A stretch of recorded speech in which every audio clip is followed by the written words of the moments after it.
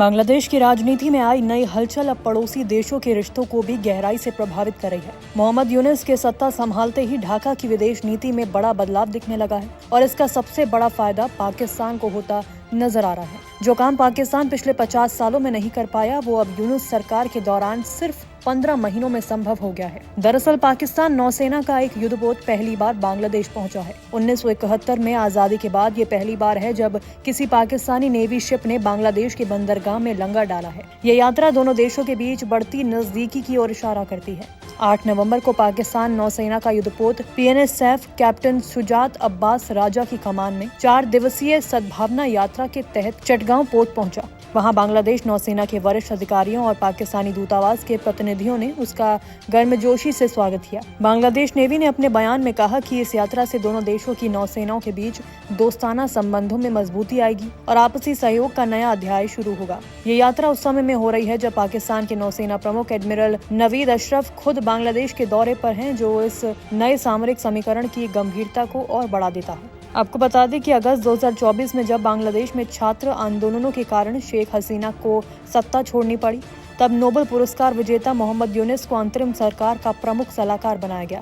उनके आने के बाद से ढाका की विदेश नीति में बड़ा मोड़ आया है। जहां शेख हसीना का झुकाव हमेशा भारत की ओर रहा, वहीं यूनुस के दौर में बांग्लादेश ने पाकिस्तान के साथ तेजी से रिश्ते सुधारे हैं। पिछले कुछ महीनों में दोनों देशों के वरिष्ठ सैन्य अधिकारी एक दूसरे के दौरे पर जा चुके हैं। हाल ही में पाकिस्तानी सेना के डिप्टी चीफ ने भी बांग्लादेश का दौरा किया था, जो दोनों देशों की बढ़ती सैन्य साझेदारी को दर्शाता है। ये भारत के लिए चिंता का विषय हो सकती है, क्योंकि भारत और बांग्लादेश के रिश्ते दशकों से खास और मजबूत रहे हैं।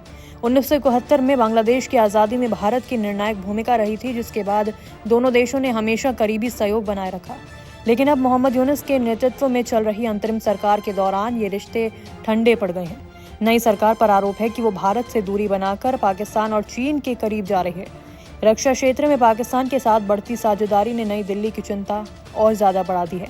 अगर ये ट्रेंड जारी रहा तो दक्षिण एशिया में रणनीतिक संतुलन बिगड़ सकता है। पाकिस्तानी युद्धपोत की ये यात्रा सिर्फ सद्भावना यात्रा तक सीमित नहीं लगती। विशेषज्ञों का मानना है कि इसके पीछे गहरे सामरिक उद्देश्य छिपे हैं, जिनमें नौसैनिक सहयोग, खुफिया साझेदारी और भविष्य में संयुक्त प्रशिक्षण अभ्यास की संभावनाएं शामिल है। मोहम्मद यूनुस की सरकार अंतर्राष्ट्रीय स्तर पर तटस्थता की बात करती है, लेकिन उसके फैसले ये दिखा रहे हैं कि ढाका अब एक नई कूटनीतिक दिशा में आगे बढ़ रहा है। इस पर आपका क्या कहना है, कमेंट कर जरूर बताएं।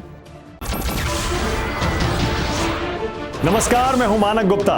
अगर आपको हमारा ये वीडियो पसंद आया हो तो इसे लाइक और शेयर जरूर करें, और हाँ, हमें सब्सक्राइब और फॉलो करना ना भूलें, ताकि आप देश और दुनिया की कोई खबर मिस ना करें। तो जुड़े रहिए हमारे साथ और देखते रहिए News 24।